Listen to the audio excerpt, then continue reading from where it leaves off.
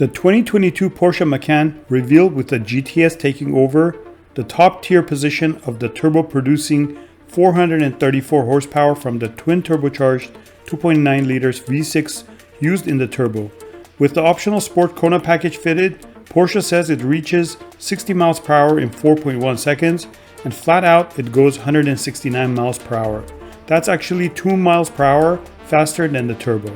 Performance is up for all Macan trim levels. The base Macan's turbocharged 2.0 liter 4-cylinder increases to 261 horsepower and 295 pound-feet of torque, while the Macan S takes the place of last year's GTS. That means a 375 horsepower version of the boosted V6 is under the hood, and all Macans drive all four wheels through a 7-speed dual clutch PDK transmission.